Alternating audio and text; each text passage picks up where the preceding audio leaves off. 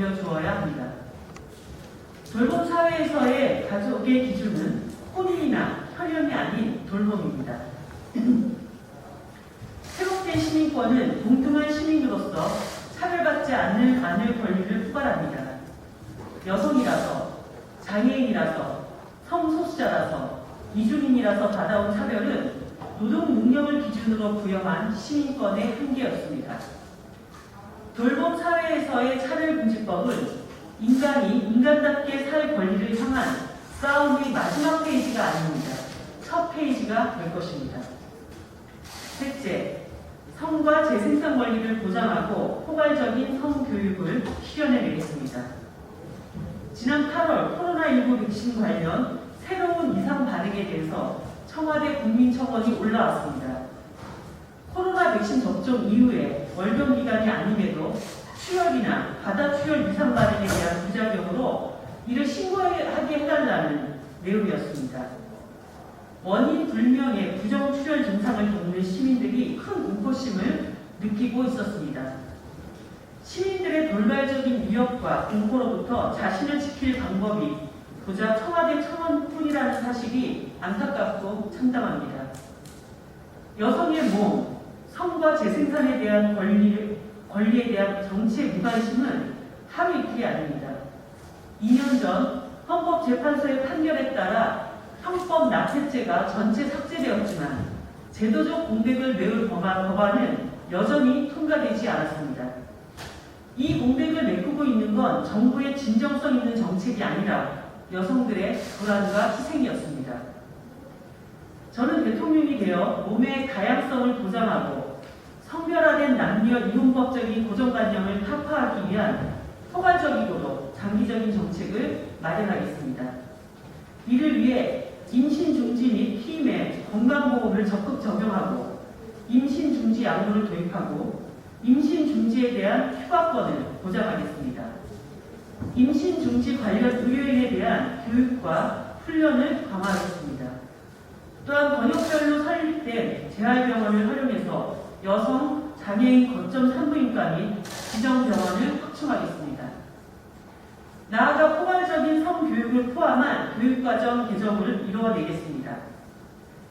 성폭력 예방교육을 넘어 아동, 청소년으로 하여금 존중에 기반한 사회적 성적 관계 형성 능력을 갖추도록 지원하며 다양한 소수자들 역시 내가 배제되지 않는다고 느낄 수 있는 기본적인 성교육을 마련하겠습니다. 넷째, 남성 생계 부양자 모델이 아닌 개인 독립 생활자 모델로 전환하고 성평등한 노동 정책을 수립하겠습니다. 우리 사회는 서로 돌보며 삶의 회복이 가능한 표준 노동시간의 재설계가 필요합니다. 그간 돌봄 노동은 책임과 헌신이라는 이유로 여성에게 내몰렸고 노동시간 최하위층으로 몰려왔습니다. 이제는 달라져야 합니다. 육아기 근무시간 단축제도나 여성의 단기간 일자리를 성별 분업을 유지하는 일방의 노동시간 단축이 아닌 보편적인 권리로서 표준 노동시간이 단축될 수 있도록 하겠습니다. 이를 바탕으로 동일가치 노동, 동일임금을 실현하고 경력 단절이 아닌 고용 단절 문제의 해법을 찾아서 개인 독립 생활자 모델을 정책으로 설계하겠습니다.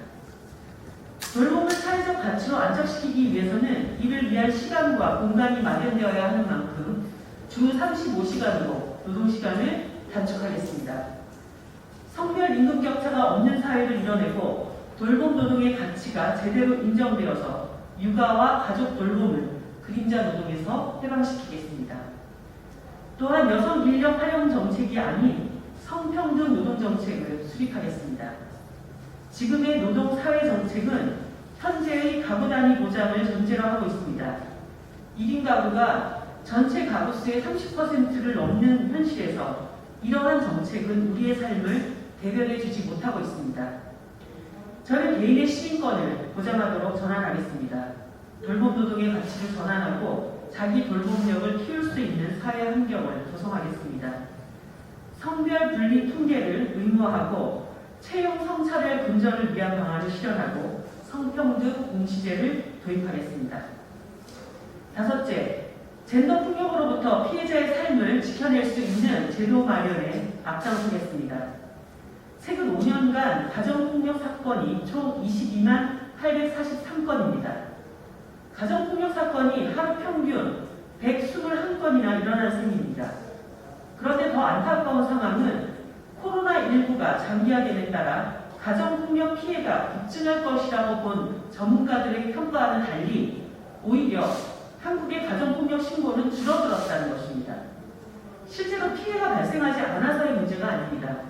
폭력이 있었음에도 가해자와 한 공간에 있어서 신고할 수 없는, 당장의 생계가 유지될 수 없어 집을 나갈 수 없는 예기되지 못한 참담한 현실이 피해자들 곁에 있었기 때문입니다.